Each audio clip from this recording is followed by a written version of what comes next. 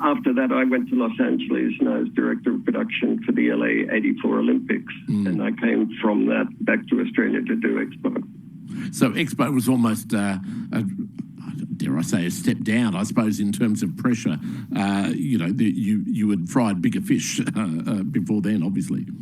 Well, no, only in terms of media. I mean, the Olympic opening ceremonies are obviously a very big deal because they go out live to billions of people, whereas Expo was a static event. But Expo probably is my fondest memory. I've worked now on seven different Olympics doing the opening, closing.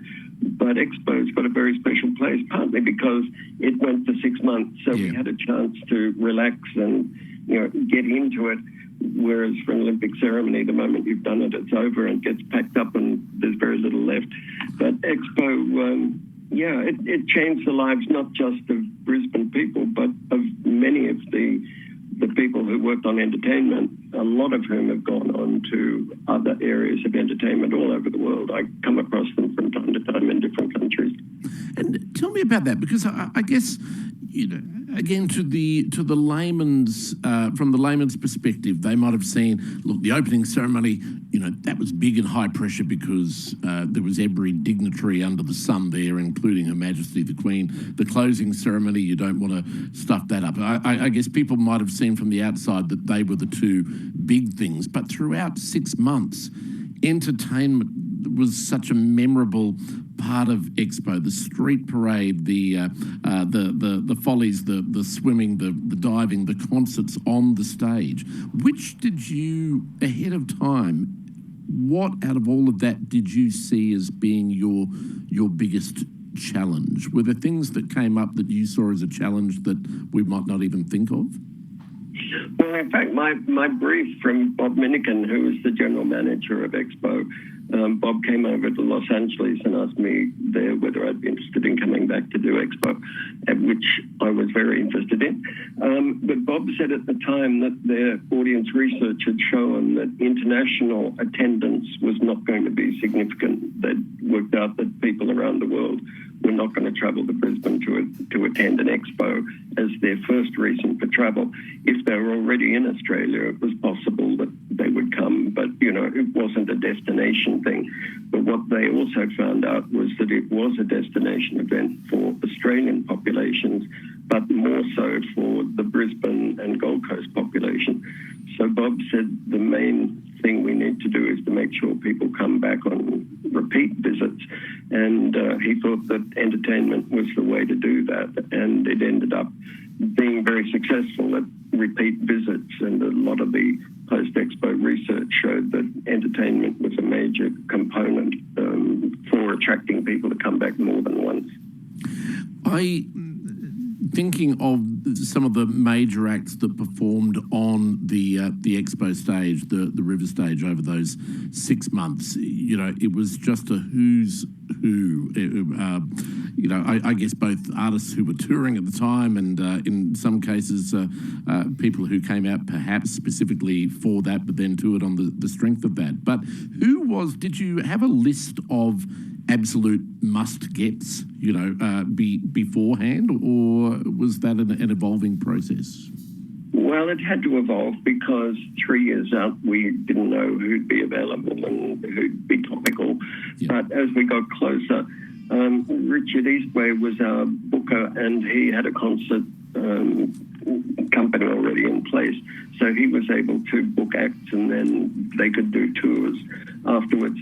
But we got Joe Cocker. Actually, the most dangerous concert was Julio Iglesias, because there were blue-haired ladies in the audience who were throwing underwear at Julio, and they were ruthless. Our security guys were very nervous around the blue-haired ladies who were big fans of Julio. You don't want to mess with them. Incredible. They were dangerous. Oh, and there was another little old lady, and this was for the British National Day. The river stage was the location for all the national days of the countries that were exhibiting.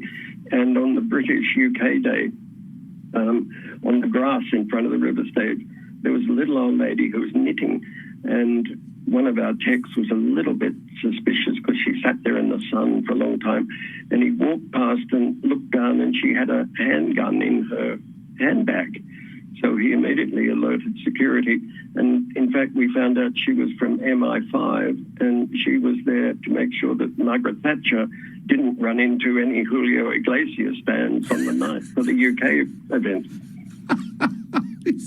Is that true? Yeah, absolutely true. There you go. Yeah, that shatters any illusion that we had that all MI5 agents looked anything like James Bond. She might not have made the audition, I think. No, perhaps not. Were there artists that you wanted to get and held out hope of getting but just weren't able to snavel? Are there any stories of the ones that got away? No, not really, David. We were able to get the ones who were available, willing and able, but we weren't really a rock venue. No, I mean, the River Stage was one of 9 different entertainment venues, and we always programmed it to the highest level that we could. But it seems wrong to say it didn't matter. Of course, it all mattered, but there were many things going on all the time. And even when we had high-profile acts done at the River Stage, the rest of the entertainment venues kept on going, and there were still, 100,000 people in other places on the site every time there was a concert. I think our maximum was the closing night, where we had 350,000 people on site when Juliet and the Seekers sang "The Carnival Is Over," and we all burst into tears. Absolutely. What a magic night that was. It was just absolutely incredible.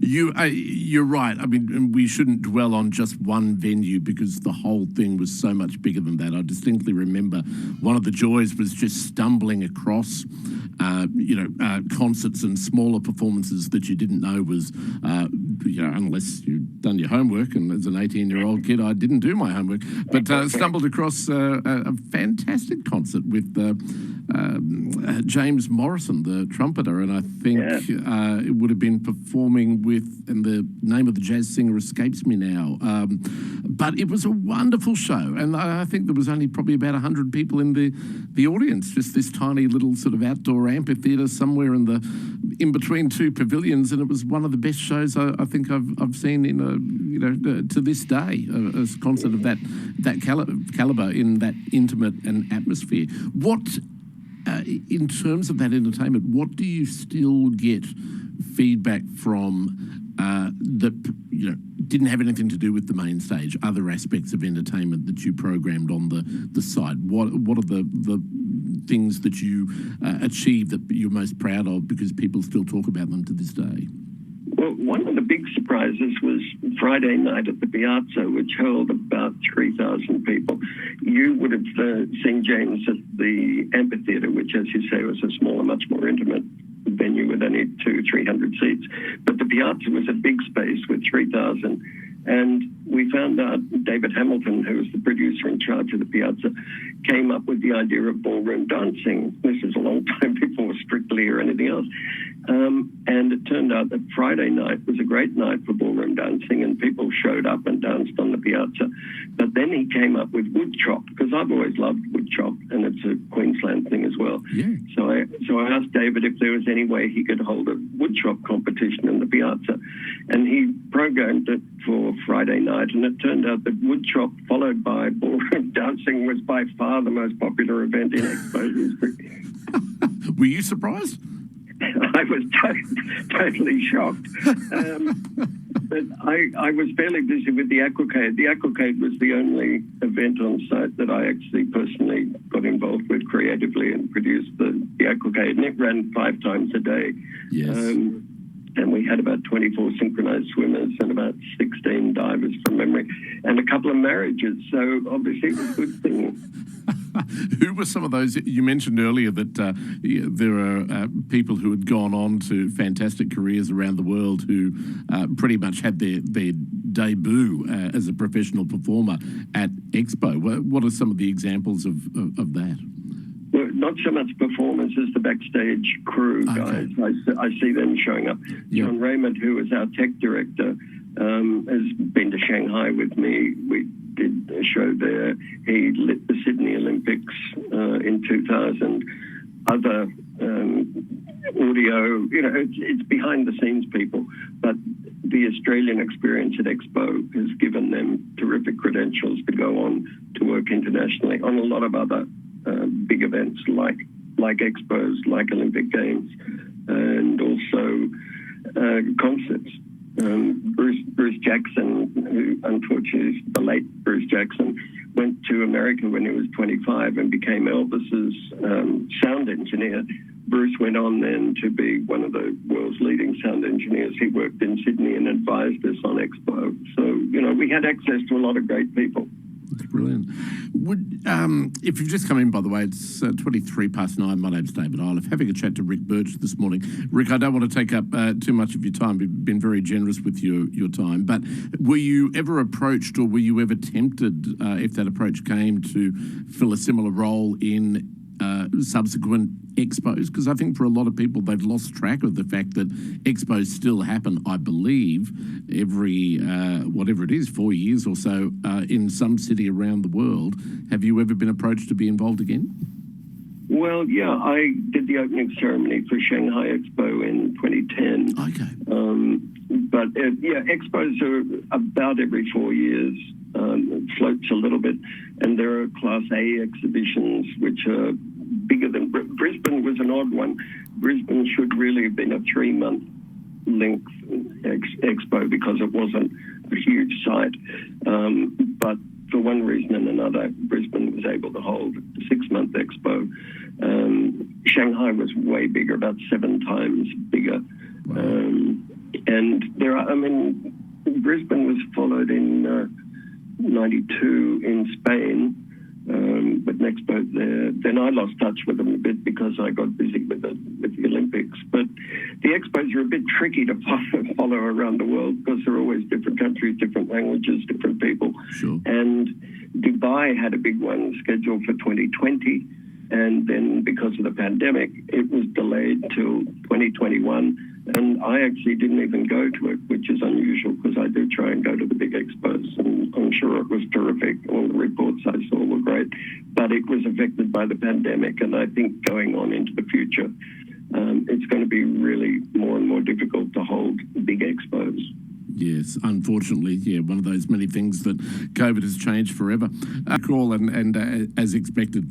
Actually, if I could just squeeze in one last question, Ric Birch. When you think back on it now, 35 years ago, and you've done a lot, but when you think back on that time, that 6 months of Expo 88 in Brisbane, what are the standout? What would one of the most standout memories be for you from that time? What comes to mind? Well, Salou described it at the time as the happiest place on earth, and I think for once that wasn't an exaggeration. My favourite memory actually is on opening ceremony night. We had an F-111 fighter bomber from RAF Amberley come overhead and do what they call a dump and burn, where they dump raw fuel into the afterburner and it leaves a very satisfactory trail of fire through the sky about 50 to 100 feet long. And I was sitting with a very good friend of mine who was working with Channel 9 at the time, and he was facing the direction the plane came from, and his mouth opened so wide that food fell out of it as the plane came towards him. He'd never seen anything like it and thought it was the end of the world. Gee, as reactions go to something you've arranged, that's got to be up there. Yeah, indeed. Yes, I hope the rest of the audience didn't lose their lunch. No, you pity the cleaners, but it would have been quite a sight. Ric Birch, such a pleasure to have a chat to you and reminisce. Thank you so much for your time, and enjoy the rest of your time in our part of the world. Thanks very much, David. Great to talk to you. Thank you. All the very best.